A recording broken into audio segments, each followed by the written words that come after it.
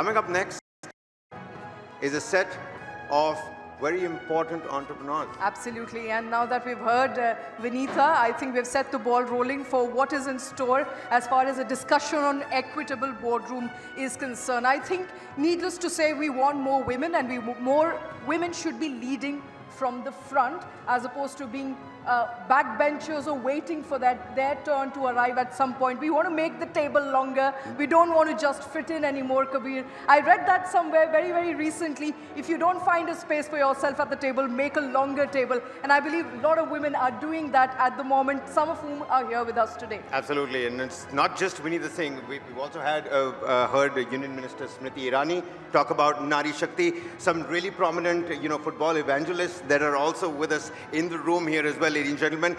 Delegations from almost 20 countries, UN chiefs of 4 countries that are with us gracing this occasion as well. Again, a big round of applause for everybody that's in this room today. Day 2 of the TV9 What India Thinks Today Global Summit, ladies and gentlemen. All right, and we are just kick-starting with our next session, and we are, of course, talking about equitable boardroom. And before we do that, I think just a few takeaways from what the last session with Vinitha was all about. I think we now know that we are not competing on our physical capacity with men. We are competing on a cerebral quotient. We are talking about how women need to push the boundaries, but also must have a conducive environment to operate in and to grow in. All right, but at the same time, ladies and gentlemen, it's also important to note here, sorry for the technical glitches. Let's call upon our next set of panelists. Calling up on stage, a loud round of applause for Menaka Guruswamy, Senior Advocate at the Supreme Court of India. Ma'am, please. Pallavi Shroff, Managing Partner at Shardul Amarchand, Mangal Das and Company. A very warm welcome on the dais, ma'am. And Rituparna Chakraborty, who's a co-founder at Team Lease Services. And let me call on stage Dr. Srinath Sridharan once again back to moderate this session. Thank you so much, sir. Over to you. There you go, sir. Hi, good afternoon. Thank you for being there. And I always say it makes a moderator's life sound very beautiful when you have experts around. All I have to do is ask the right question, appear, I have to smile, and appear intelligent. This is one such occasion where I'm going to appear super intelligent because 3 of you are going to make my life easier. A topic where I want to be slightly, I think, not run-of-the-mill conversation about equitable boards, because almost in every conversation around gender, equality, equitableness, we always say the nice things, the right things, and we exactly do the opposite the moment we're out of this door. And I want to speak about that. The context of equitableness is not just about gender. It is also about what we are now seeing of late about diversity of talent, about age is becoming a barrier, both being young, being old. I mean, both are cutting corners. And we're also seeing echo chambers evolve on corporate boards. If both of us are sitting on 3 different boards, we kind of second guess each other. On the 4th board, when we go, we don't even do our homework, because if Menaka has seen it or Pallavi has seen it, I'm okay with it. And it's creating its own set of ripple effect on boards. At one point in time, we had the old boys network. Now I think we should just call it as old directors network. People sitting on multiple boards and creating echo chambers. So all these are also part of what should be an equitable boardroom. And I want to speak about where we have made a lot of progress in the Indian corporate world. 17.6% of boards in the Nifty 500 companies are women. But I'm kind of embarrassed. When are we going to get to 50%? What stops the government, SEBI, to say, come 2027, the top 500 listed entities should have 50% women? And the usual pushback from male are, the filter is very low at the top, we don't have enough women. The usual excuses and pretexts. So I want to talk about all of those. We are not bringing conversations about, I think, work experience today in the conversation of boardrooms. We should speak about it. And also I want to speak about the most controversial one that we are facing, the startups culture. India is suddenly booming to be a startup nation, and we will have mishaps and crises to start off with. If you compare it to the proportion of corporate India and the mishaps it has had, over the last 75 years. This is nothing. It's so what are those learnings when we bring context to the overall equitableness? So what we will do is we'll go around each of you for your views and come back to some questions I have.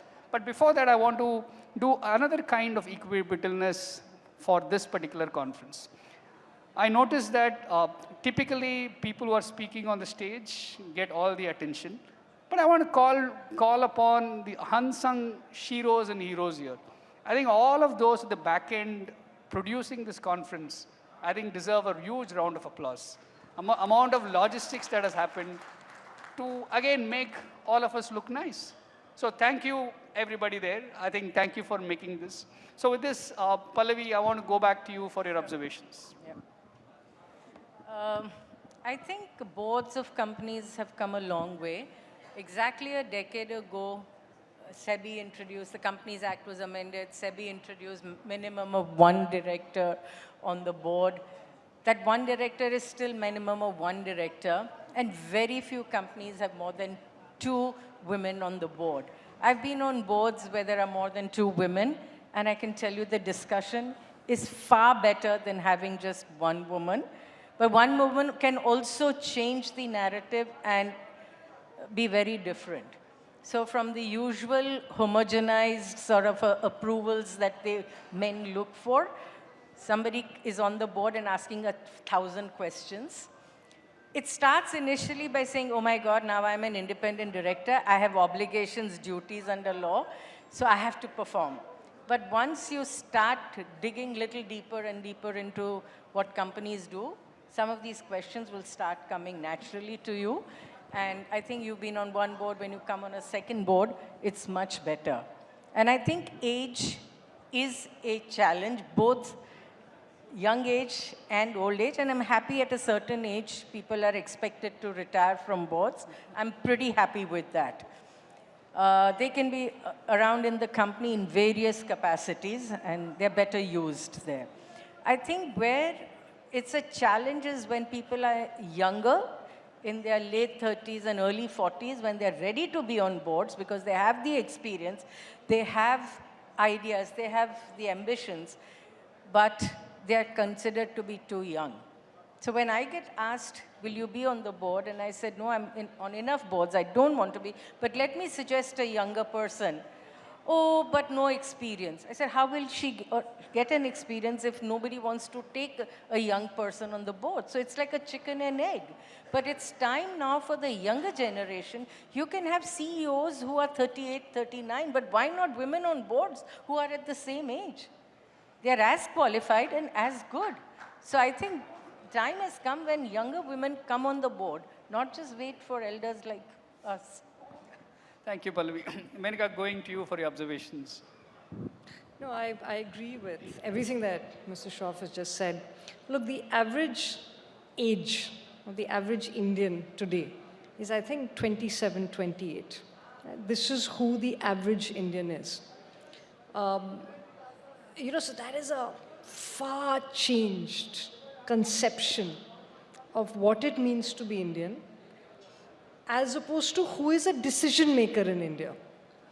So I completely take on board your point that boards not only need to have younger people in more numbers, but I also think that boards need to have younger people for just sheerly that different worldview, which is India today. And that is what is dramatically different about a country like India from, say, old Europe or America, because you have this demographic advantage. And you have to be able to understand that demographic advantage by having younger people on it, who also have that kind of skill set of seeing how, the modern corporate unit exists. And what are those markets? What is, as lawyers, well, what can you imagine for regulations to be for this new market? Because if this young Indian is the consumer, then that market looks entirely different from a market standpoint of a consumer being 55 years old. So, for just so many reasons, of course, there is that wonderful moral reason for equality, right? And we call it the Constitution of India. which actually speaks to these conceptions of India being a more equal society, a more diverse society, a society with more dignity, but also a society with a different rational sensibility, which we're supposed to adopt post-1950. So there are many good reasons to have a diverse boardroom. Sure. So coming to you, Ritu, I mean, you sit on boards, you've been an entrepreneur your life, and you've seen also the boardroom composition and the average age change. And picking on what Pallavi spoke about, the concept of retirement. I mean, one would wonder for a population of India, what is the right retirement? And I always call it the Markandeya syndrome. None of us feel that we should retire. Somebody else should retire. So how do you bring that concept in the boardroom? Okay, good to be here. I hope after those exciting sessions before us, people are ready for something of this sort. But anyway, I'll speak more from my personal experience. I've spent most of my youth, I founded a company when I was very young and scaled it up into almost $1 billion business. And recently I stepped down from my executive role to focus more on governance. I feel I can extend that particular, whatever skill sets I've developed in new boards. But you know, the most important lesson I've realized in that journey, and because you're talking about equitable boards, besides gender, which is the obvious one where there is a bias, I think there is a bias today even on age. There is a huge, somewhere an association with gray hairs and your ability to perform I mean, I also have gray hairs, I just hide them better than others. But there is a correlation between age and your ability to perform on the board, so which is typically a binding constraint for. Equitable also means to me is that in terms of skill sets that you bring to the table, in terms of backgrounds, in terms of being able to contribute to a board without having connections, right? Just the fact that you're able to bring your skill to the table as the biggest weapon than anything else. I think we have a long way to go in India where we can sense those kind of equitability, because I personally have witnessed those challenges. But I've seen that the new age organizations, startups, which are themselves founded by youngsters, are much more open, honestly, on this aspect. So I'm seeing that there is an intent to get in people gender agnostic. I mean, people have to at some point leave gender behind when they enter the boardroom and have a conversation which is based on just the skill and the contribution. That's one. I also see that there is a bias towards certain functions. You're seeing boards are increasingly, people from legal background, people who come from financial backgrounds are a default choice to be on board. But I think there is a great imperative, because we are talking about equitable, get people who comes with background in technology. Why can't they get a place in the board? People who understands human capital better, why can't they get a place in the board? Because going forward for sustainability of organization, this is going to be an extremely important point.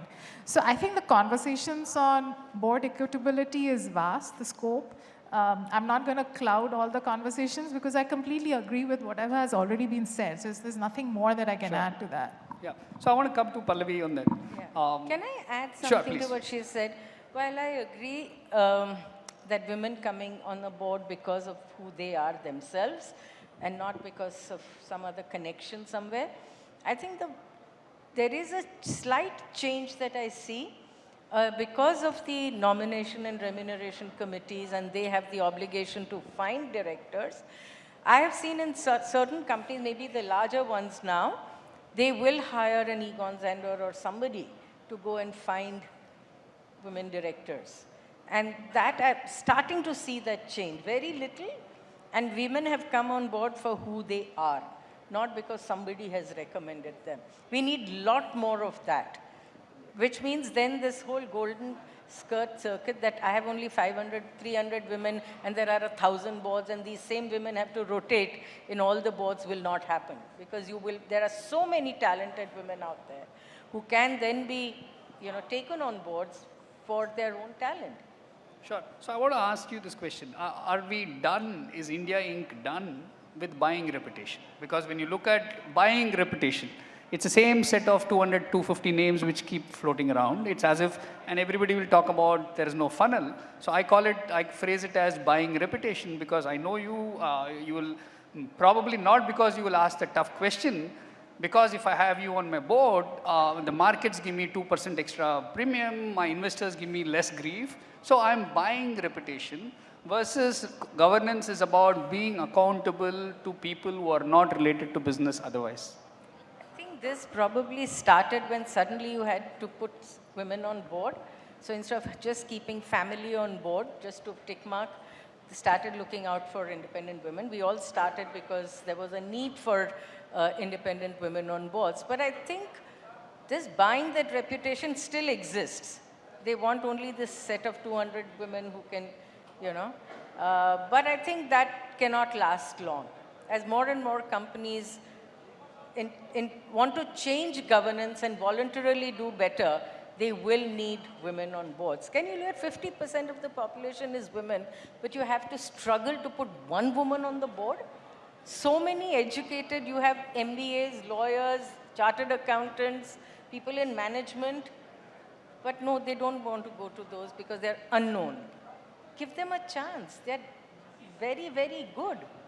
So Menaka, picking on that, do you think quota system for diversity on boards for a limited period, say 15, 20 years of Indian evolution, will it really help? Yeah, I mean, you know, there are some European countries who actually use this kind of regulatory regime where either you have X percentage of women or you just pay a fine, and it's a substantial fine. Look, I mean, I personally feel, and I see this in the court system, and Mrs. Shroff will agree with me on this. You know, the Indian court system for the longest time was the greatest old boys club. And it is dramatically changing, dramatically. I mean, I am proof of that, you know. And the wonderful thing about the court system and litigation is there isn't a quota as litigators. You know, you just need to be able to attract that work, and of course, you know, that's the challenge. And then, you know, your reputation and your quality will see you through. So I'm not big on more quotas, you see, because with the amendment to the Companies Act, which necessitated at least one woman director, now you have 720 NSE companies that have one woman director on them. You know, and there are a handful of highly successful, you know, publicly listed companies, Godrej, Apollo, etc., which has more than 6 women directors. Right? So there is a case also to be made, well, look at the performance when you have a substantial number of women on the board. But I think more than anything else in this country is changing so dramatically. And it is young people who are making that change. And you cannot stop them. So this idea of having a pool of 200 people, this idea of having just a pool of a small number of families that control things, that is just changed. And the corporate world will also absorb that change. So youth is the hope for Indian corporate governance in some form. I think when the average Indian is 28, and you don't have many 28-year-olds here. So in many ways, we have to catch up with that. That's true. So wonderful. Thank you so much for this set of opinions. And now I turn it back to them. Thank you so much, sir.